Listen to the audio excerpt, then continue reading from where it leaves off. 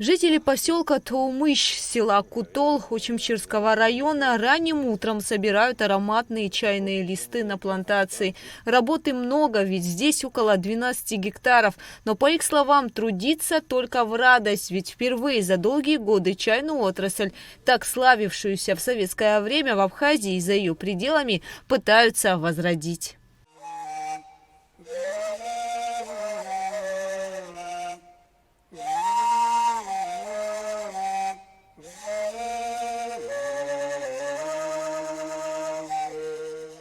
Идея вновь возродить чайное производство в поселке Таумыщ пришла двум друзьям Адгуру Герги и Алясу Асландзе, которые здесь выросли и видели, как их родители собирали и ухаживали за чаем. Смотреть на заброшенные и заросшие чайные плантации, где когда-то кипела жизнь, они не смогли.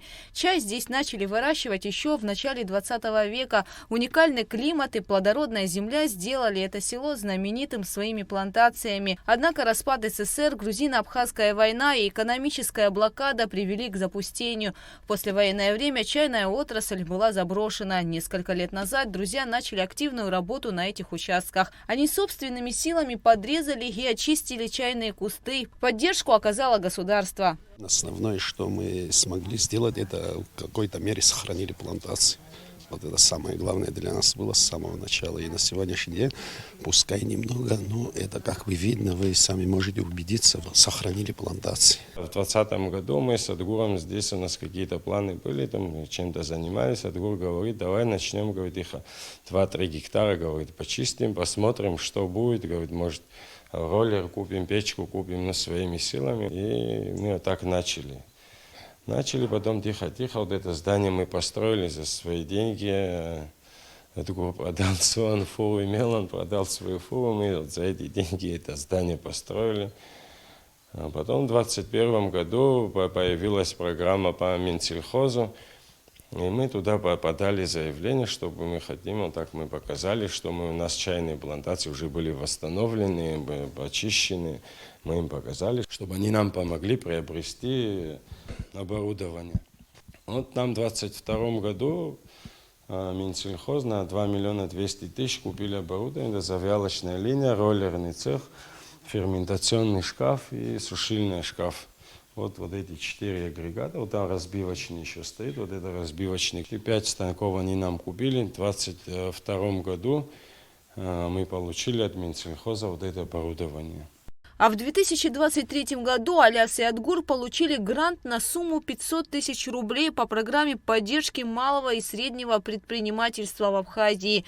И докупили новое оборудование, благодаря которому удалось значительно повысить качество продукции, расширить ассортимент и увеличить объемы производства до 500 килограммов чая в сутки. Сначала они занимались только черным байховым чаем, а в 2023 году, получив станок для обжарки чайного листа, стали выпускать зеленый и желтый чаи. Мы черный делаем, зеленый делаем, желтый делаем. Это все уже зависит, если черный на фиксации, на ферментации стоит. Если роллер свободный, то мы делаем в это время зеленый, желтый. Но это все в процессе здесь, который находится, работники не знают, у них когда есть окно, мы не могут зеленый делать, желтый делать, или же там один день могут посвятить зеленому.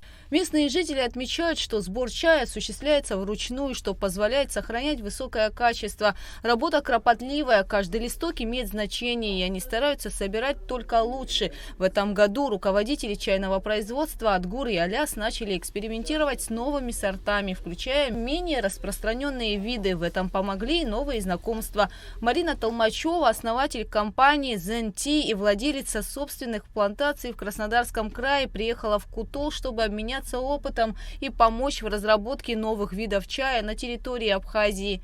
Технологиям производства помогаем. У нас в России, в Краснодарском крае, у нас собственные плантации. Мы делаем чай белый, желтый, зеленый, красный, черный, улунный и пуэры.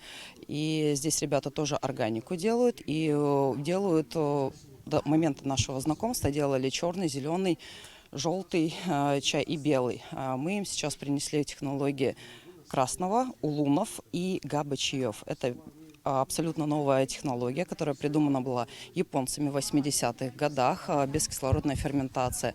Чай обладает большим количеством гамма-аминомасляной кислоты, которая очень хорошо улучшает работу головного мозга, фокусировку внимания и мышцы расслабляет.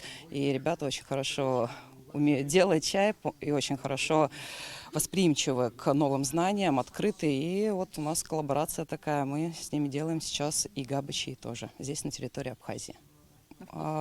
Здесь теруар очень интересный, здесь ягодные нотки присутствуют в любом из чая. Если мы в России делаем в Сочи, у нас тот же черный чай, у нас древесные бисквитные нотки с послевкусием грецкого ореха. А здесь, если та же технология, но здесь древесные нотки и красных ягод нотки. Также и в зеленом вот эти ягодные нотки, они прочитываются. Теруарность очень классная, мне нравится. Пока разные сорта абхазского эко-чая, от черного до желтого, выращенные в селе Туумыш, можно приобрести только на местных прилавках, но в планах вывозить свою продукцию на экспорт в Россию. На стадии переговоров, что эко-чай появится везде в России, что он появится. Есть сети, которые занимаются этим. С Абхазии кто вывозит продукцию. Ну, сейчас недавно они разговаривали с нами. Ну, я надеюсь, что на следующий год, может быть, и в этом году они появятся в российском рынке. Конечно, если бы не государство, мы таких успехов не добились. Может, мы добились бы, но это было бы долго и может быть, на сегодняшний день, может, столько не было бы. Но вы понимаете, все это государство нам помогло с оборудованием. Спасибо им огромное, что они нам помогли. В 2022 и в 2023 году нам было выделено оборудование на 2200 и на 500 Минеком. И еще помимо этого нам помогли. У нас были проблемы с электричеством.